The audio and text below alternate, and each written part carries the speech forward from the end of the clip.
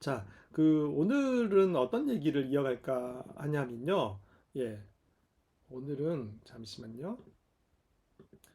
오늘은 글쓰기의 방법론에 대해서 사실은 우리가 이제 브랜딩에 대한 얘기도 할 거고 사실 우리가 원래 그런 브랜딩을 뭐 누군가는 뭐 챗GPT로 뭐 누군가는 뭐 이미지로 브랜딩 한다고 하는데 저는 글쓰기를 통한 그런 어떤 퍼스널 브랜딩이 가장 올바른 그리고 가장 효과적인 가장 경제적인 방법으로 생각을 하기 때문에 그 글쓰기에 관련된 내용들을 조금 더 여러분들께 말씀을 드리고자 합니다.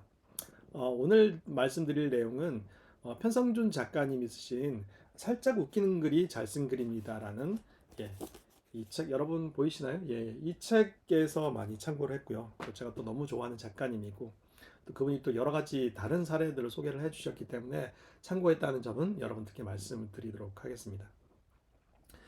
자, 여러분 글을 쓸 때 구체적으로 쓰는 게 왜 좋으냐 하면요. 그래야 설득력이 있기 때문입니다. 여러분 그렇지 않으세요? 사례를 한번 들어보겠습니다. 나는 슬프다라고 얘기하는 것과 엄마와 대판 싸우고 나서 냉장고 문을 열었더니 거기 나를 위해 사다 놓은 간식들이 보일 때 여러분 어떠세요? 굉장히 다른 느낌이지 않나요? 음, 그냥 슬프다라고 쓰는 건 누구나 쓸 수 있는 글이죠. 하지만 이곳에 구체성이 더해지면 그 슬픔이 굉장히 깊어지고 그 사람만의 슬픔을 표현하는 글이 됩니다. 엄마와 대판 싸우고 나서 냉장고 문을 열었더니 거기 나를 위해 사다 놓은 간식들이 보일 때 엄마는 저랑 싸웠지만 엄마의 마음은 여전히 우리를 향해 있죠.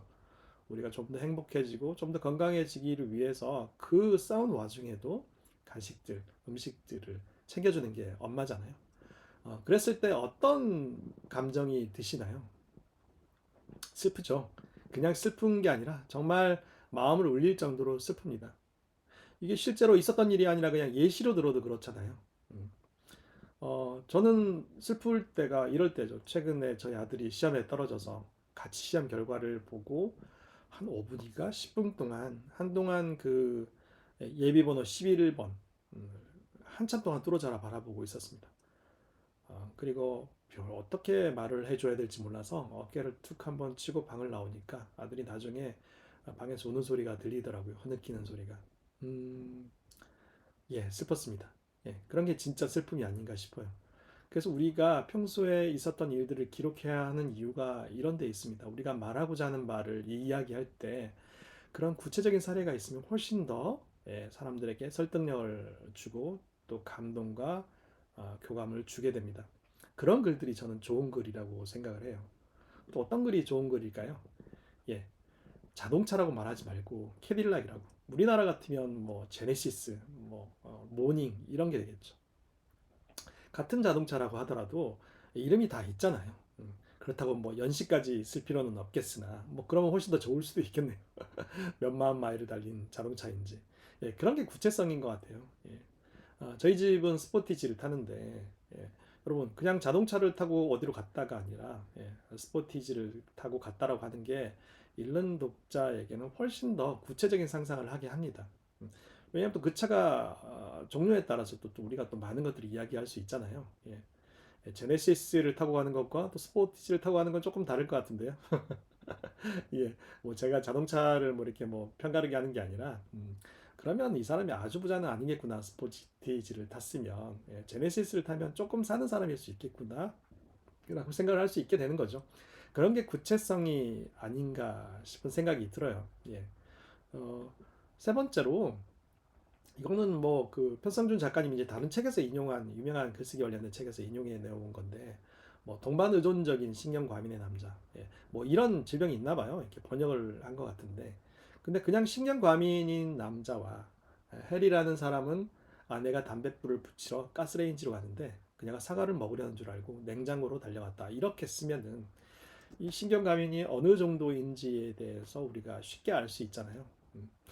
이런 글을 쓸 수 있었으면 좋겠습니다. 그냥 뭉뚱그려서 모호하게 표현하는 게 아니라 아주 생생하게 그날 있었던 일들을 솔직하게 그리고 눈에 보이는 것처럼 사실 이거는 뭐 지난번인가 7일차인지 8일차인지 모르겠는데 이미 여러분들께 드렸던 말씀입니다. 그래서 하나의 한 문장을 쓰더라도 이렇게 구체적으로 쓰는 훈련을 하면 아마 여러분들께서는 훨씬 더 좋은 글쓰기의 노하우를 배우시게 될 거라고 생각합니다. 여러분 어떠세요? 예, 이런 글들이 좋은 글들입니다. 예, 기왕이면 우리가 좋은 글. 그래서 사실 저희가 그 윤문 작업들 많이 하거든요. 다른 분들이 쓰신 글들을 고쳐드리는 일들을 많이 하는데 그럴 때 가장 많이 느끼는 게 이런 부분이에요. 주장하는 바는 있는데 그 주장하는 바를 뒷받침할 만한 그런 사례나 구체적인 에피소드가 부족하면 그 글은 힘이 되게 떨어집니다. 예. 그래서 근데 그런 것들을 갑자기 어디서 가져올 수 있는 게 아니잖아요.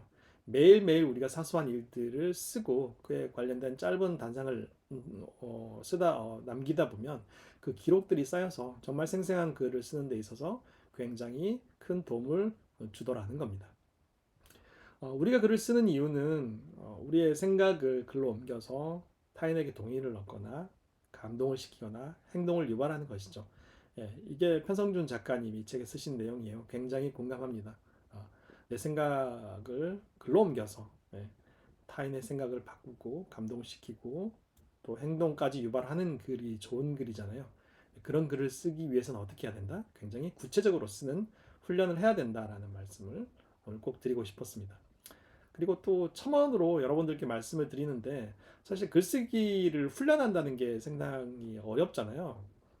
매일 기록하는 것도 중요한데 조금 더 글을 잘 쓰고 싶으신 분들에게 제가 추천드리는 방법은 예, 이런 어떤 만약에 만약에라는 질문을 던져서 그 질문에 합하는 그런 글들을 써보는 겁니다. 예를 들어서 만약에 내가 일제강점기에 태어났다면 하는 가정을 해보는 거죠. 여러분 어떠십니까? 만약에 여러분들께서 일제강점기에 태어나셨다면 독립운동을 하실까요? 아니면 뭐 이완용 같은 사람처럼 일본에 좀 더 적극적으로 협조하는 삶을 살 수 있을까요? 저는 장담 못 하겠는데요. 예. 2, 30년째 만약에 일제강점기에 있다고 하면 독립운동을 하기보다는 뭐 이완용까지는 아니더라도 그냥 체념하며 살았을 가능성이 높다라고 생각하는데 그 와중에도 또 항일 운동을 하는 사람들도 있겠죠. 그런 걸로 풀어본다라고 하면 그러다 갑자기 해방이 왔다. 굉장히 쓸거리가 많을 것 같은데요. 예, 그런 훈련을 해보자는 거죠. 상상을 통해서.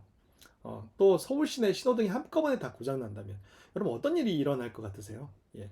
모든 서울 시내에 그런 어떤 신호등이 고장이 나면 일단 처음에는 사고부터 날 것이고 온 도로가 마비되기 때문에 그러면 지하철을 타면 될까요? 그래서 일상이 굉장히 영향을 많이 받겠죠. 출근을 못하고 여행을 못 가게 될 수도 있으니까요. 그리고 나머지 그런 어떤 다른 그런 교통편은 아마 또 굉장히 어떤 혼란과 어려움을 겪을 텐데 그런 과정들을 묘사해 보는 것도 굉장히 구체적인 상상을 통해서 구체성을 훈련하는 것이죠. 그리고 만약에 타임머신을 타고 미래에 갔는데 거기는 코카콜라는 없고 펩시콜라만 있다. 이건 조금 슬프지 않나요, 여러분? 저는 그렇습니다. 저는 코카콜라 파이기 때문에 물론 뭐 블라인드 테스트를 하면 구분하기 힘들다고 하는데 저는 할 수 있을 것 같은데요. 예. 살짝 그 펩시콜라가 좀 더 단 것 같고요. 아무튼 맛이 좀 다릅니다. 저는 블라인드 테스트에도 구분할 수 있을 것 같은데 어떨지 모르겠네요. 아무튼 펩시콜라를 좋아하시는 코카콜라를 좋아하시는 분들에게 굉장히 우울한 일이 될 텐데 그런 곳에서 뭐 이를테면 뭐 코카콜라의 맛을 더 재현하기 위해 노력하는 사람도 있을 수 있을 것이고요. 음, 그리고 또 펩시콜라에 적응해가는 과정들을 쓸 수도 있을 것이고요. 아무튼 편성준 작가님은 이런 어떤 그 상상을 통해서 우리가 모든 거를 있는 일들만 기록하기 힘들기 때문에 그래서 소설가 분들이 이런 훈련들을 많이 할 것 같아요.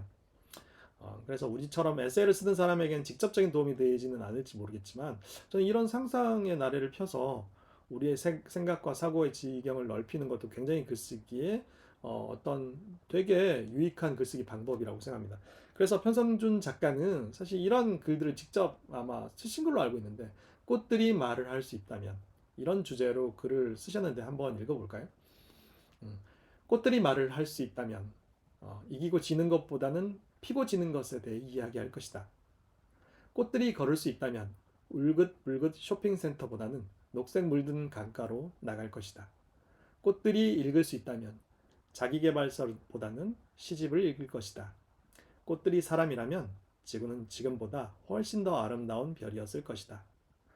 여러분, 이렇게 코들이 말을 할 수 있다라는 상상을 통해서도 굉장히 아름다우면서도 메시지가 담긴 글을 쓸 수가 있네요.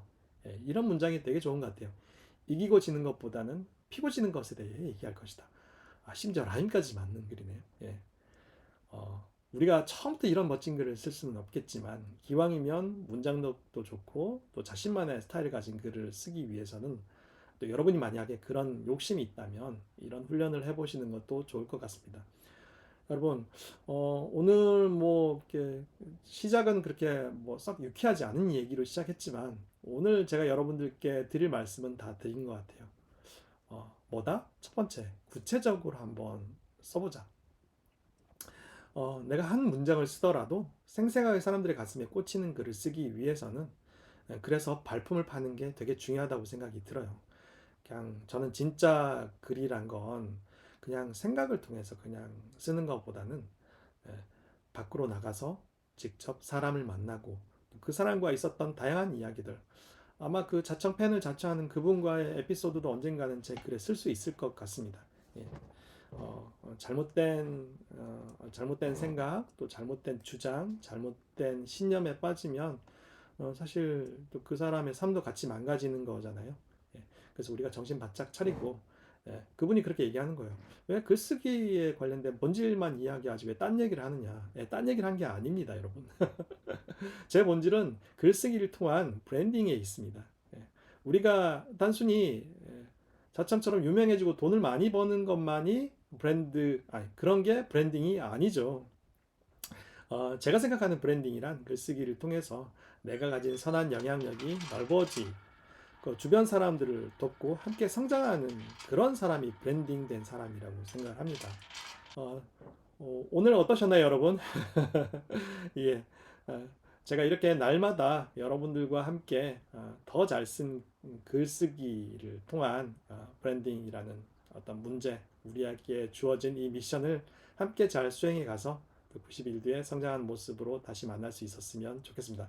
아니, 그 와중에도 아마 여러 가지 일들이 생길 것 같아요. 제가 경험해 본 결과 적지 않은 그런 어떤 성장과 변화와 그 와중에 또 뭐 제가 실수할 수도 있고, 그럼 제가 실수한 게 있으면 여러분들께 분명히 죄송하다고 말씀을 드리고 고쳐 나갈 테니까 함께 해주셔서 우리 함께 정말 멋진 브랜드가 될 수 있었으면 좋겠습니다.